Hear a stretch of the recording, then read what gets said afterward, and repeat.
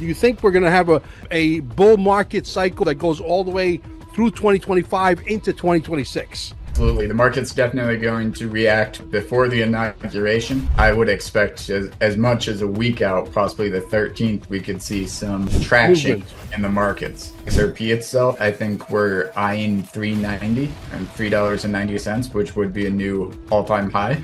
Patrick, are you in line with us that there are so many anomalies that point to the fact that shrinking of the government, getting rid of the IRS, no more tax on tips, no more tax on pensions, no more tax on a lot of stuff? Are we in the movement of Nasara Jasara, and the closest thing that they're calling it is Deutsche Department of Government Efficiency? But before we get started, folks, make sure you hit the pause button. Okay, go down below. There's a Rumble link. Go over to Rumble and follow us over there. QFS1776.com is without question the holy grail of what's to come. Okay, t-shirts, you got to get yourself decorated. This way people will ask you, what is XRP? What is the quantum financial system? What is this? What is that?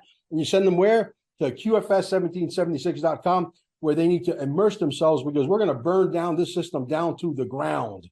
And out of the ashes will rise the phoenix. There will be nothing to go back to. Believe me when I tell you that. Also, our Telegram groups down below. If you want to learn what's coming and you're sort of a little scared, I understand. Believe me, I was there too at one point. And if you need more than $10,000 worth of XRP or $1 million worth of XRP, you come see me. Send me an email at QFS1776@gmail, and we'll get you as much as you want. Gold and silver. Welcome to CarminesGold.com. Don't waste not even a second looking. Cheaper prices just don't exist. How important is it for you to own gold and silver right now? What does it mean to me personally? There's an economy that's about to crash beyond what words can explain. In 5 words, I'm going to educate you on gold and silver. Are you ready? You need to own some. Simple. Well, we got the one and only Patrick Reily, who's going to be where? At the Quantum Summit, March 8th and March 9th. And he thinks we're going to have a blowout. I think he's probably right. I'm beating myself up because things never go fast enough for Mel Carmine. But he just started. He's the founder of this Quantum Financial Systems LLC. Is that what it's called? That's correct. Okay. And you're also Reaper.Financial? Yep. So I actually have 7 companies, but Quantum Financial Systems LLC is the parent company that they all live underneath. Wow, interesting. And you had an accident when you were in the Army, and that accident, something hit your head, and you came out actually more intelligent. There's a name for that. And then you started inventing all kinds of free energy technology.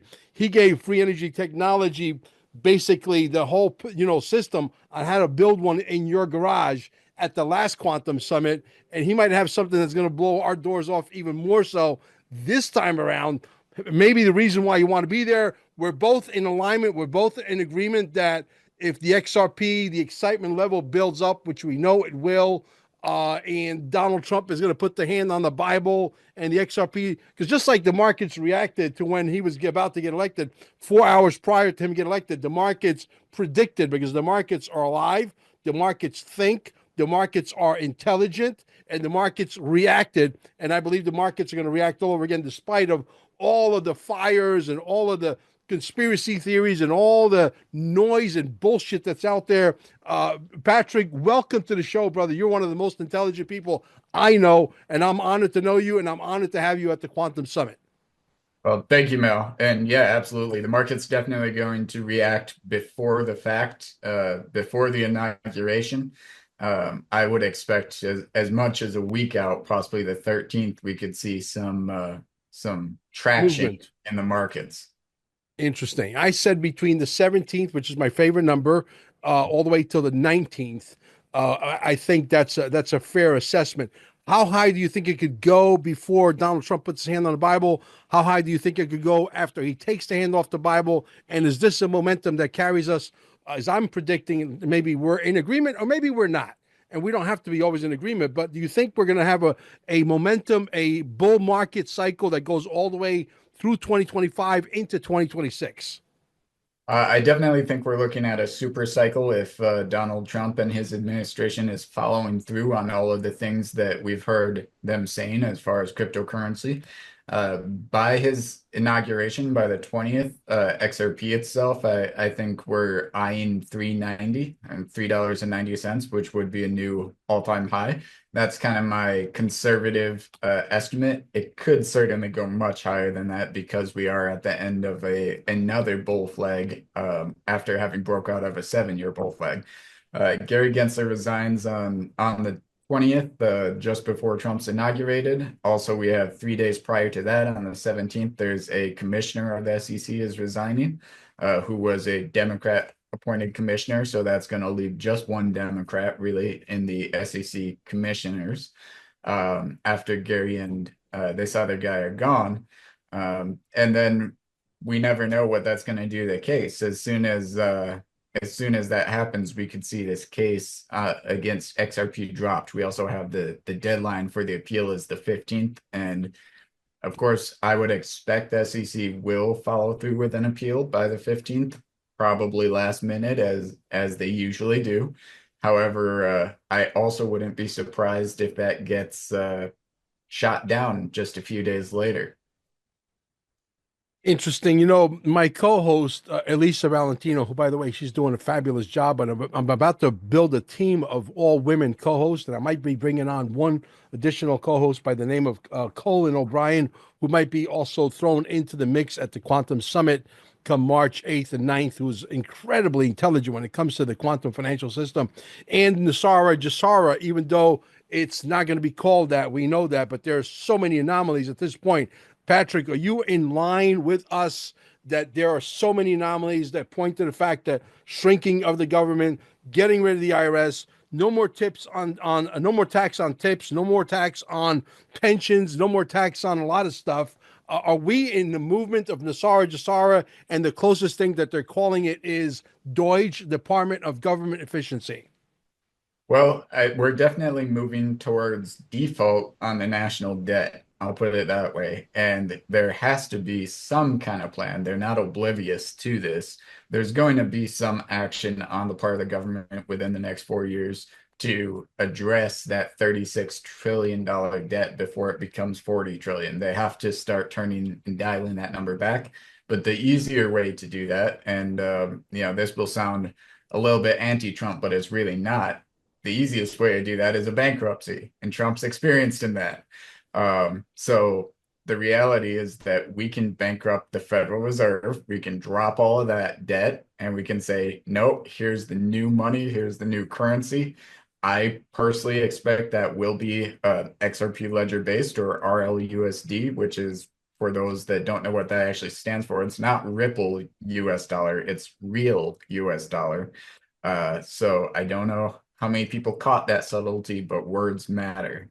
So you're basically saying, let me explain that in a New York state of mind, okay? You're basically saying we're going to start from a clean slate and we're going to tell the gangsters, banksters, fuck you, we're not paying you. Get the fuck out of here with your $38 trillion debt on phony money that you're printing out of Well, thin air. the crazy thing here is that whether we're telling the banksters to fuck off or not, it's in their benefit as well for us to go basically bankrupt and start over with a clean slate, because we're not going to be able to earn them or pay them or make money for them or produce a GDP that makes them richer in the state that we're in right now. We have to reset the financial system for our good and for their good. It's going to happen, period. Well, let's talk a little bit about your new company that you just started, called the Quantum Financial System LLC. Tell us what that is all about. Do you have a token that's attached to that? How does the Uh, token work? What utility it has, etc. So Quantum Financial Systems LLC, and I'm just showing that to prove that yes, I do own that name, and that's a official LLC out of Texas. As all the best things God made are out of Texas. Just waiting for him to spit his drink as I said that, but um, so Quantum Financial Systems does not have a token. It is a management and holding company that holds all of our other companies. So we have under that Reaper Financial, which is a burn as a service. It is currently making active payments towards holders' debts. So we're paying towards people's mortgages, towards their student loans, towards their car notes, that type of thing. We've been paying out, some people are receiving a few $100s every 2 weeks towards their debts. Now, the second business we have under that is Ascension Index. Ascension is paying out gold and silver, which can be redeemed for physical gold and silver bullion. And we have been sending out ounces of gold, ounces of silver to our holder for redeeming those tokens. We also have ARC Institute, which is working from the charitable fundraising angle. So we do fundraising as a service. From that, we've been able to raise over $100,000 for many different charities. So we've got Innocence Project, Mobile Loaves and Fishes, Battle Dogs, and Raising Men and Women Lawn Care are our four primary charities we support. And then we also have Pillars, which is collateralization as a service. So we are collateralized for all of the QFS assets that are on the XRP ledger. They are backed by XRP. We currently have 464,000 XRP back in the ecosystem. And we're also backing some of the other tokens that are out there. Interesting. Now, Donald Trump's kids are gung ho about digital assets. You know that Brad Garlinghouse, along with Stu Algarati, recently visited the White House, not the White House, rather, well, the White House, the Florida White House called Mar-a-Lago. Okay. And I understand that they spent quite some time together and they had a long dinner and long talks. Man, would you want to be like a cockroach on a wall listening to that conversation? Not the cockroach, but I would definitely have loved to be in the room. Now I will say, and this is just to temper people's enthusiasm a little bit. It's not that I'm being bearish or anything like that. I'm extremely bullish on XRP and I'm hoping this next administration makes everyone's dreams come true. But I will temper it by saying that Ripple did donate $4 million to Trump's inauguration, which is what got them the seat at that table. I think that's a good move on their part, and I hope the conversation was fruitful. But basically, that was a pay for appearance type of thing.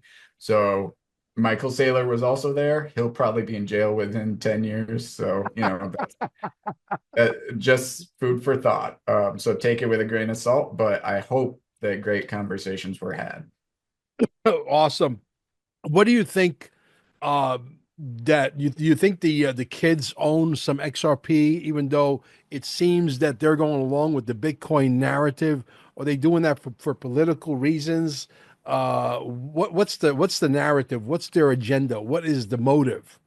So I would be willing to bet absolutely that the Trumps own XRP, and the reason I think that is actually before Trump was really even a topic in regards to cryptocurrency. I would look to Michael Mellon and Carnegie Mellon, or the BNY Mellon Bank of New York, which Michael Mellon, who was the previous CEO of BNY Mellon and disappeared in 2018 in a drug rehab facility where he allegedly died in Mexico. As billionaires do, he was holding more than $500 million in XRP. Now, New York being important because Michael Mellon and BNY Mellon, which was the second oldest bank in the United States, started in 1783, I believe, as Carnegie Mellon.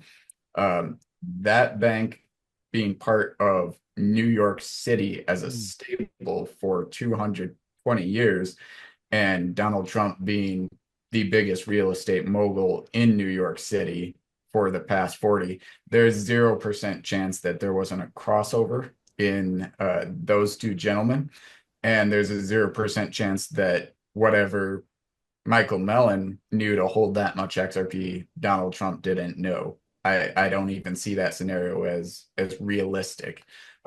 So absolutely, they hold XRP and they're aware of XRP. They know what it's going to do. Yeah. Are you on the same page I just recently made a video basically saying that Donald Trump's really not going to have a choice. There's going to be one last war, but this war is going to be a very different kind of war. And he's going to literally grab the Mexican government by the round ones, by the balls. And the Mexican government's not really going to have much of a choice to go along with Donald Trump's plan and to go in and crush the cartel, get rid of all the illegal psychopaths, and crush MS-13, 18th Street Gang, the Latin Kings. Are you on board with me on that? Because you cannot have, fentanyl coming over the border and our people dying in the thousands per day, per hour sometimes. And you got Nasara, Jasara, whether they call it that or they don't call it that, it's irrelevant. Side by side, you can't have the light and the dark coexist in the same room. Someone's got to die, someone's going to live. Talk to us. Yeah, so there's a really important historical context here about understanding who actually runs the cartel, who actually runs the organized crime syndicates like MS-13. So really, they are run by the CIA. The CIA, and if you go into Operation Paperclip and the Mafia, Operation Gladio, you start to understand that the CIA, the Mafia, the cartel, and also the Nazi Party and the Zionists, who are on the other side of things, as far as the public believes, they're all one organization. They are all, that is the cabal, is essentially that criminal organization of all of these things together. So when it comes to Mexico and grabbing Mexico by the balls, we already have Mexico by the balls. But unfortunately, when I say we, I don't mean the American people. I mean the CIA. And it's real easy. All they really got to do is go and pick up somebody who's within 10 to 5 rings from the top of any criminal organization. They put that person's balls, as you said, in a vice grip, and they say, well, you're going to give us the names of the people above you, et cetera, et cetera. They go and they take out those people above them, usually not through law enforcement means, and they elevate that person that just betrayed them to the top of that organization. That's what they did with Pablo Escobar.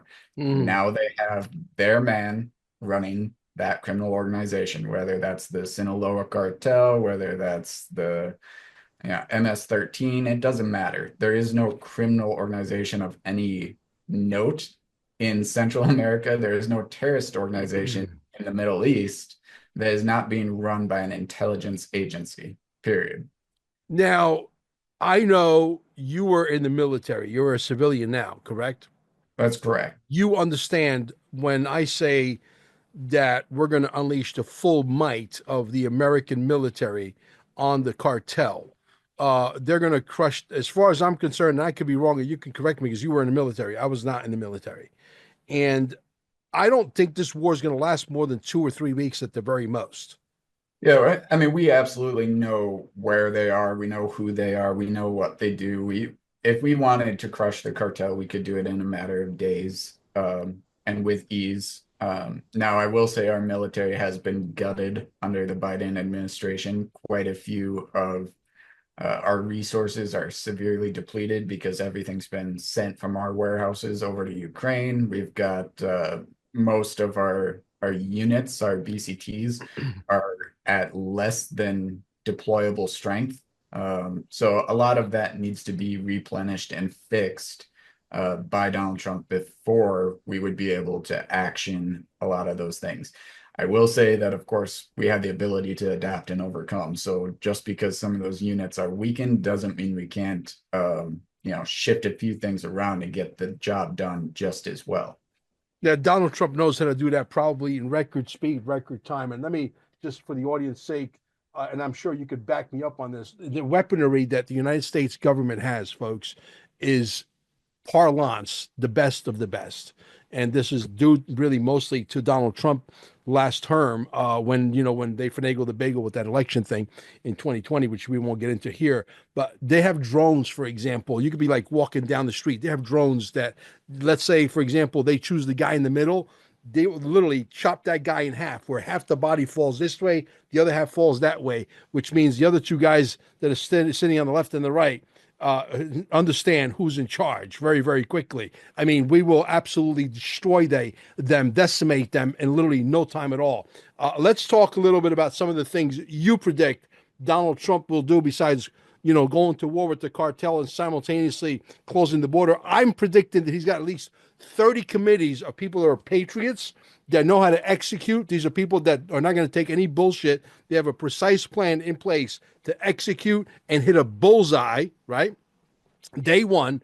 Uh, Closing the border is on top of the agenda. The Keystone Pipeline, throwing a ton of money at technical innovation so that the innovation comes into the United States, and we'll give you a nice green card when you come in the right way because we want the innovation to come to the United States. I mean, I think when it comes to crypto in itself, he's going to throw everything, including the kitchen sink, at it because we want all the smartest people in the world coming to America because that's at the end of the day what's going to make us stronger. In what order do you think that's going to happen? Well, the order is probably I don't even bother to venture guess because I'm not going to get it right, to be honest. But I will say that if you were to read a book called Revenge of Geography by Robert Kaplan, it describes the North American continent as geographically predestined, manifest destiny, if you will, to become a single nation. And I do think that that is exactly what Donald Trump is leaning into. I think he understands the inevitability of Greenland and Canada and Mexico eventually becoming part of the United States. And I do expect him to, in the next 4 years, add territory, significant territory to the United States.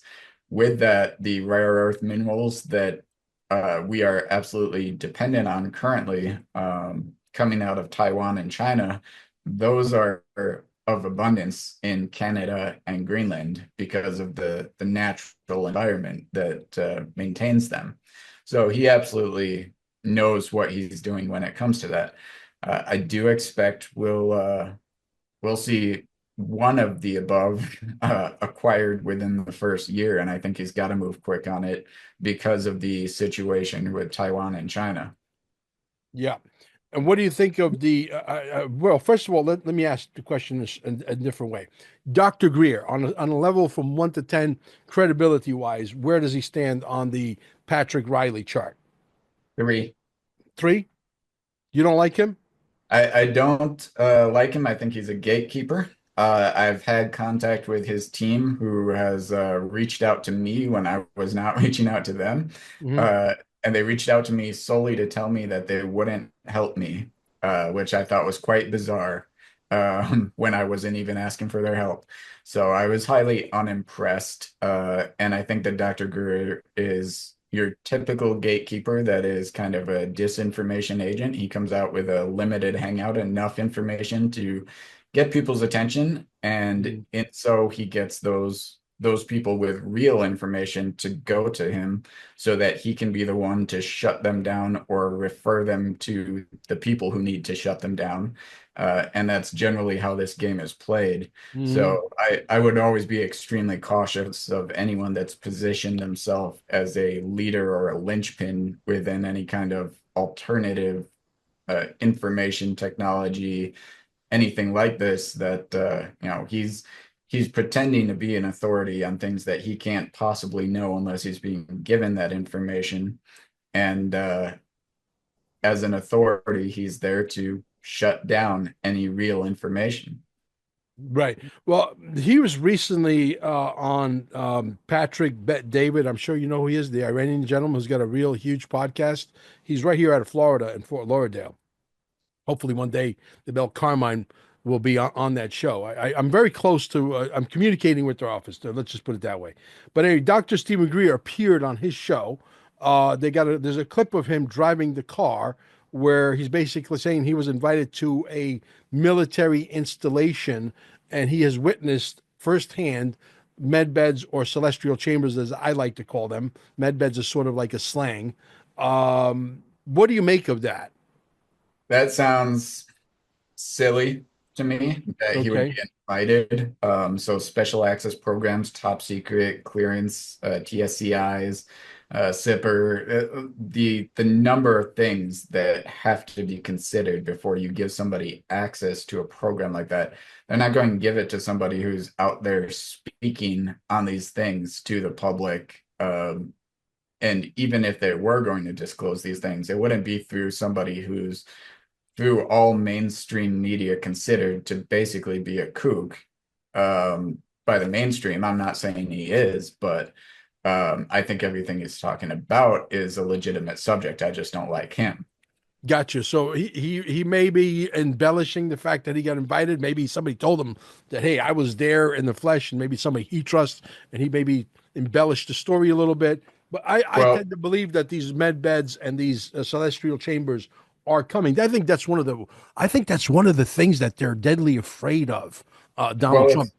it's totally possible. I mean, from a technological standpoint, and I love to just focus on what is possible from technology, right? And things like med beds, sound frequency healing is legitimately possible if you look into like Dr. Rife in the 1930s and his cancer research, things like that. So I will say that as far as Stephen Greer goes, you got to be real careful about people who start their career based on some form of disclosure and then expand upon that and start to find new things to disclose as they go on 20, 30, 40 years of disclosure into the world. Because the reality is, at some point, he shaped his entire personality and career and success based on being able to say outrageous and fantastic things. And at some point, he would have to run out of outrageous and fantastic things to say unless he was making things up. So I think med beds, sure, that could be a thing. Dr. Stephen Greer getting a special invitation to a military base to see med beds, I would say that's rating about a 5% chance of being true. Okay, so he might embellish the story that he got invited, but there's probably evidence. I'm sure there's plenty of evidence that they do exist. No one's ever seen one. I mean, I would love to tell people that I've seen one. I could tell you I have technology in Cape Canaveral. By the way, you're learning this for the first time, Patrick. Not that you don't know, but our technology that we have at Staying Alive in Cape Canaveral, we had a lady. I won't say her last name, but her name is Julie. She's from Brickell Avenue, very affluent neighborhood, probably one of the most prestigious addresses you can have as far as addresses are concerned in Miami. Brickell Avenue is like, they got 18, $20,000 a month apartment rentals. You could rent a Well, penthouse for 20, thirty that thousand even. just tell her So to paint her roof blue. yeah. So, but anyway, she did a telomere a study. She came to our center. She sent the blood work off to a lab in your neck of the woods in Texas. And basically what happened was they sent the result back after she did a month. She did a before and after blood sample, and the telomeres went from 8.29, I believe, or 8.39. It could be 8.39, but I think it's 8.29 to 10.09. Actually, we had a 23% increase in telomere growth in 1 month. She stayed for an entire month. She slept every day for an entire month in the system. That's outstanding. And if you have the data to back that up, and telomeres, for those who don't know, It's biology. laminated, bro. We got it laminated. When you walk through the Yep. door of Staying Alive, on the wall on the left hand side, don't even, if you walk 2 feet, you walk too far. On the left hand side, you could grab them and read them for yourself. There's the name of the lab, there's the telephone number, and there's the email address.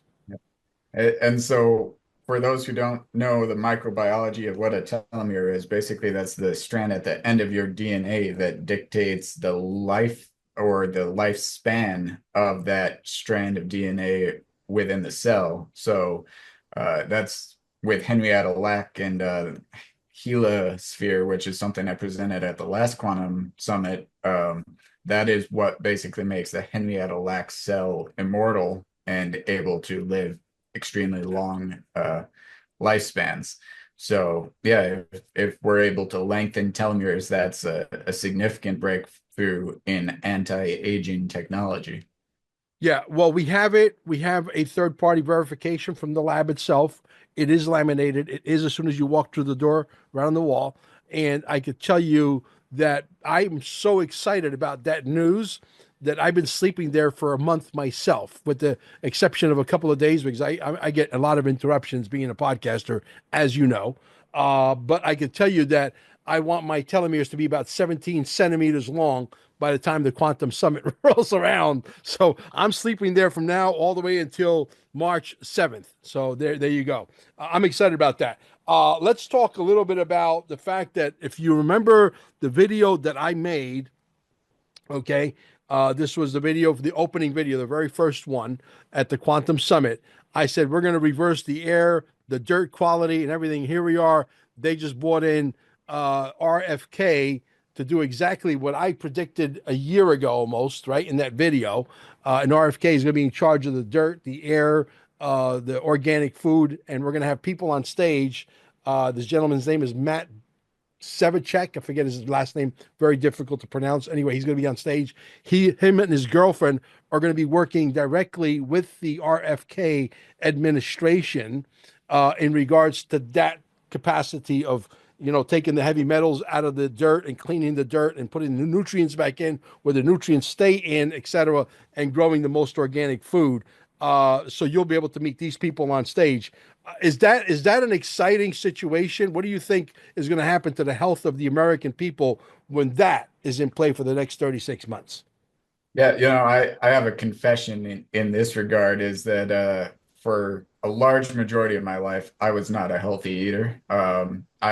I realized that, McDonald's and fast food and all those other things were probably killing me, but I kind of didn't care because I was in the military and my body was, a bit of a war battlefield in itself. But just recently, within the last year, my fiance has started me on that health kick, and I started to, buy the right things and the organic things and eat the the more healthy options while cutting sugar out of my diet and all those things. So I really appreciate the seriousness of the topic when it comes to a societal and population level of how much we've been poisoned. And I think that if you're looking at it from a wellness or a medical perspective, the American people are enormously sick by comparison to everyone else in the world. And I think it's undeniable at this point that our FDA was co-opted and structured in such a way that they've enabled us to be poisoned. We shouldn't have the amount of sugar or any of these things in our diet that we have. And actually, I just got back from Mexico a couple days ago, and it's kind of hilarious. Any product you find from America, food wise, has warning labels on it about how deadly it is for you. They're warning the In Mexicans. Mexico, They're yeah, warning the Mexicans about American food. Doesn't shock me. exactly. And you think, Americans, if you've never been outside the country, you're like, oh no, Mexican food is going to make me sick. It's going to give me indigestion or the water is bad. You get there and they're just like, no, all this American stuff, it's poison. Don't eat it. You can buy it, but don't eat it. That's funny as shit, bro. That's real funny. So, what do you think of the fact that we've been right about the technologies that are coming? I'm very excited about flying cars. I got a video that's queued up on my big screen TV. They have a thumbnail of Xi Jinping, and they got all these flying cars behind them. And I got to go fetch that and go watch that maybe later on today when I unwind. And so, and that video's got 7.4 million views in 5 days, which means the people want this, right? The people want flying cars. We're tired of the extension of the Model T Ford with four rubber tires. And it doesn't matter whether it's a Bugatti or Lamborghini or a Chevrolet. It's still an extension of Model T Ford. What do you think of the fact that because you're a technical guy, you're not invent shit, free energy technology. I got Juan Savine literally backed up against the wall, right? And he's saying, yeah, and the flying cars are going to have over Unity motors. Hallelujah.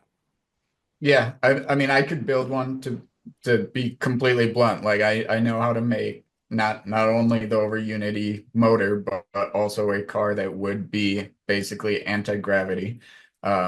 It would be using active motion, so gyroscopic instability and rotational instability to basically direct the car in an upward direction and forward. But I know that this can be done. So actually my biggest concern with flying cars is how they're going to regulate traffic, how they're going to manage that kind of thing. I do foresee a lot of automation being necessary. And we do see, with Elon Musk and Tesla and all the full self-driving stuff, this push for automation. And if we do move into flying cars, then that automation almost becomes mandatory and necessary so that we have less collisions.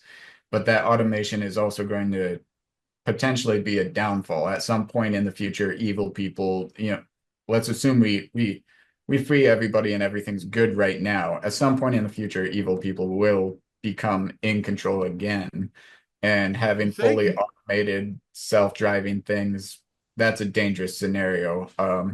The just full self-driving cars, let's say let's say everything continues as we are right now, without any of the revelation of GSAR, NUSAR, or free energy or any of that, but we just kind of fall into our future where we've got full self-driving cars from Elon, and now, those are kind of the norm everywhere. At some point, Elon Musk dies of old age, and it's a corporation, and that corporation is going to get bought up in shares by BlackRock and State Street and Vanguard and CIA and the Fed and everything else that would still exist.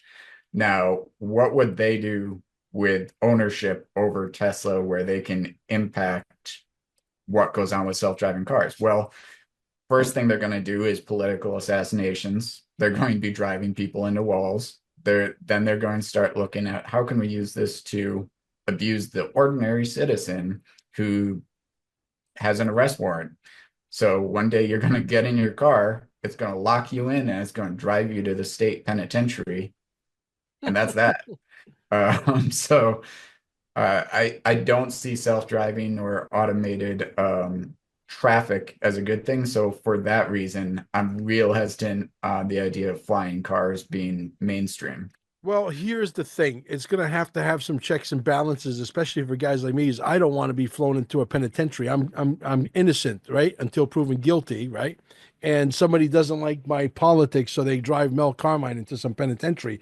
I want to be able to have a button there that says, where I'm completely, totally in control and can say, screw you, and I'm flying Mach 34 in a different direction.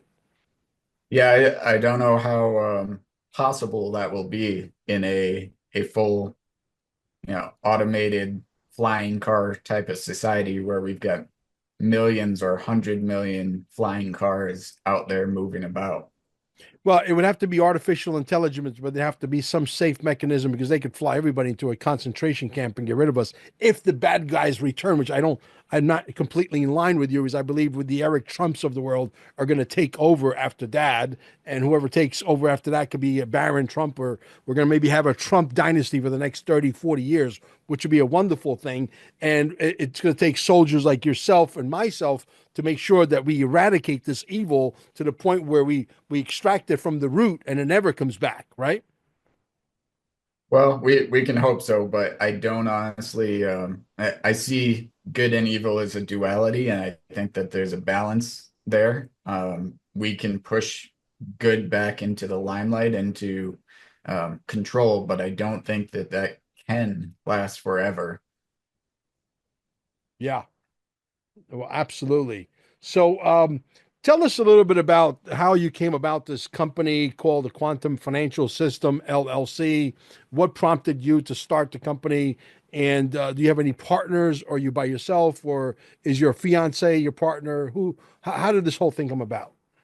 So Quantum Financial Systems, which replaced Atum Industries, it was formerly Atum Industries, which was, the Egyptian god of creation. But really, as I started looking at rebranding, primarily because Atum was my cat from my previous marriage, which I left with the ex, so it just didn't make sense to keep that anymore. I started thinking about rebranding, and I started thinking about what we do. So we address the debt problem. We tokenize gold and silver. We are paying out real gold and silver. We address social issues through charitable support and fundraising. Hmm. and we are collateralizing in XRP. And when I thought about NISAR, GSAR, and the quantum financial system everyone else had already been talking about, well, that's already exactly what I was building unintentionally. I didn't build it to fit that bill, but once I built it, I realized it does fit that bill. So because we're really already doing those things, it just made sense to go ahead and take the name that everyone else already assigned to us. Interesting. Well, listen, it's an incredible name, and someone's already done an incredible job at branding that name. So obviously, I don't know how the hell you were able to lock that up there in Texas, but obviously you must know somebody. I know a few people. That's awesome. So, what are some of the things you want to talk about? What are some of the topics you're bringing to the Quantum Summit this year when you get there? Well, I actually have a lot of different topics I could bring, and I meant to talk to you about this because I'm not sure which one you want your audience to Well, get. I want a topic where I could put you because we have so many speakers. We have like 42 or 44 speakers. I don't know the exact number, but it's a big number. And some of them are coming international, as you know. So I want to put you with a team of guys that talk your kind of jargon, where it's like sort of you guys are like the paint, and I'm like the artist, along with our co-hosts and the MCs. To where we're basically painting a picture. So we got to figure the psychology of who is going to fit well with who and sort of put you together in a group of 3, 4, and 5 and have sort of like a panel. So for every person that's on stage, you're going to get 15 minutes. So if you get 4 people, you get an hour. If you get 5 people, it's going to be an hour and 15-minute panel, etc. And it's going to be an incredible conversation because just like happened the last time, it wasn't like we had a manual that says, okay, this is how you do this. There is no manual for what we do. This is entrepreneurship. This is, the school of hard knocks. Well, I love talking about physics and technology, so if you want, I'm more than happy to be on any kind of physics and technology panel. But the thing I would like to tell everyone about the most this go round is the Viva wallet. So we are working on and developing our own wallet for the quantum financial systems, which is going to be a direct competitor with Zaman. It's going to be XRP Ledger based, but it's going to be very different from any other wallet that has previously existed, and that there's no seed. You are the seed, and you cannot lose it. If you went into a coma for 30 years and come out, you'll still be able to get into your wallet, and you're actually going to be paid just for having this wallet in existence. So it's going to be a whole new way to use the XRP ledger that is going to be very groundbreaking, and I'm definitely looking forward to talking about it. Well, can you, without giving away the secret sauce recipe and without talking about too much of it, because then there's no need for them to come down and meet you in person at the Quantum Summit. Can you give us a couple of tidbits on what the wallet does, the security features, etc.? Yep. So the way we're doing this, basically you'll have your thumbprint, your eye or your pupil reading along with your facial recognition and your KYC. So each of those will generate a 256 hash algorithm, which is your standard encryption that Bitcoin is on. And from those four combined, they will combine into a seed that would be reproducible every time. So what that does is it makes it, we won't be storing this information, just for a record. This isn't something that we're selling anywhere, but this is going to enable you to use your biometrics to always open the exact same wallet on the XRP ledger. And within that wallet, you'll be able to store NFTs, and those NFTs on the XRP ledger can have abilities. So something that I don't know if your audience is too familiar with this, but we've been doing blockchain voting since our launch in late 2021. And we've hosted over 200 blockchain voting events flawlessly. So now when you have a one of one individual based on their biometrics that's able to open a wallet and hold an NFT, that NFT can be something like, for example, a voter ID card that gives you the ability to vote in a specific location in a specific district for your candidates. So now we could truly secure the election to this wallet, which is called Viva because it's for life. And you will be able to hold all your vital record documents on this wallet. And we're also going to be setting it up with a will and trust feature so that if anything were to happen to you, you can have pre-designated instructions for how this would distribute out to your loved ones in the event of your death. Well, so for a hacker or somebody to steal your money, they would have to literally have your thumb and they would have to have one of your eyeballs in order to get into the wallet, correct? So And if they your don't face have your and thumb your or your, KYC. what's that? And your face and your KYC. So there's no way a hacker could really steal your money. Is there some back doors that maybe that somebody internally, some of your programmers have left themselves open for themselves that they could steal all of Mel Carmine's XRP and disappear and go to Buenos Aires and never to be Uh, seen again? So it's still under development. So of course we will be stress testing it and pen testing it and all of those things. But no, our intention is to lead this as self-custodial and independent as humanly possible. And every address that is founded by a fully KYC'd individual that has, proved they are a one of one, those addresses will be getting paid on a regular basis in XRP for having a wallet address. So it's going to accumulate just like holding Reaper token accumulates XRP, holding Pillars token accumulates XRP. So we'll be able to do the exact same thing with the wallet. Interesting. This is the kind of stuff that excites Mel Carmine. Now, please tell me that this is user friendly for the 75-year-old who absolutely, some of them, they're so wonderful, but sometimes they drive me wild because, they're not technically inclined. And so it's such a challenge to try and get them to use a Ledger wallet. And this could very well be the answer to simplifying it. So tell me a little about the simplicity of this. Yeah, so it's going to be designed with a Steve Jobs and Dyson style interface. So instead of currently like Zaman and almost every crypto wallet out there, MetaMask or really any of the exchanges, they're all basically Excel spreadsheets.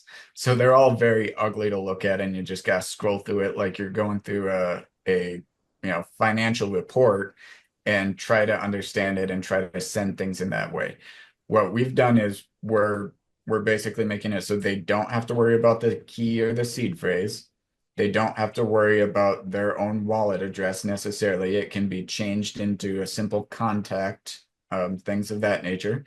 And then the navigation of this is going to basically be a dial and a ball. So I actually have a mock-up I can pull up here. Can we share the screen? This way you could go ahead and show the audience exactly what they're looking at.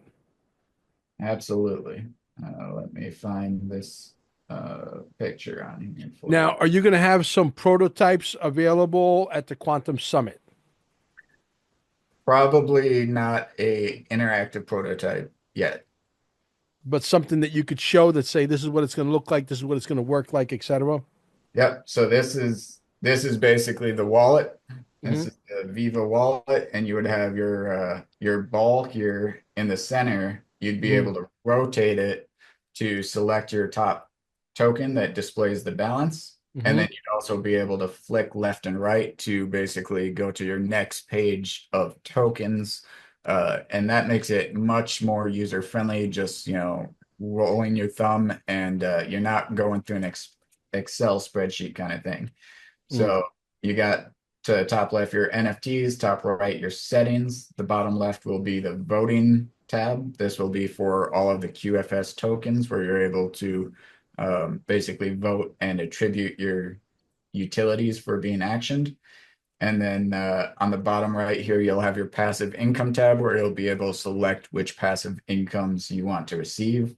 And then, of course, we'll have our marketplace DEX interface and your ability to scan and your send and receive.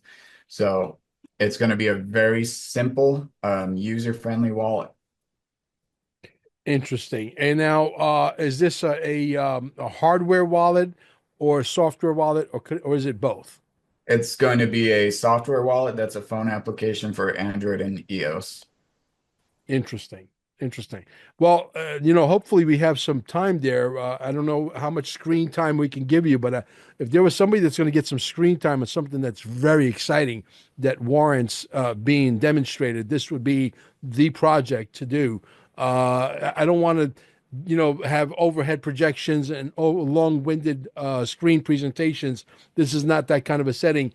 It's more going to turn out to be the ultimate XRP party as the XRP explodes prior to the 8th and the 9th, and hopefully by the 20th as Donald Trump draws near.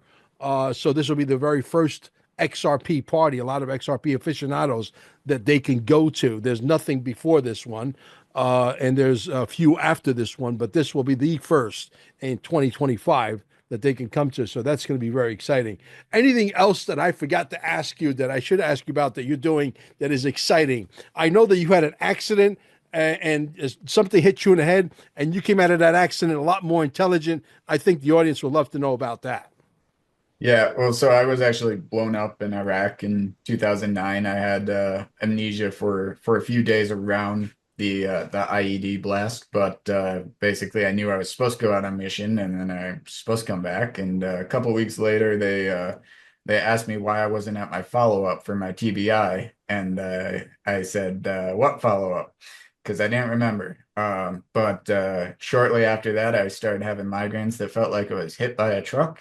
And as lovely as those were, they came with the added benefit of me starting to understand and see systems in ways that I simply couldn't before.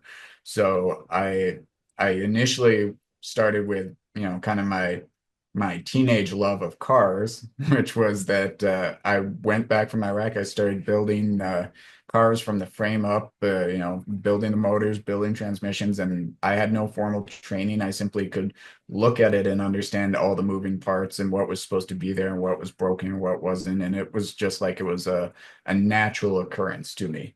I went from that into, of course, I was a combat medic at times, so it also assisted me in understanding anatomy and physiology.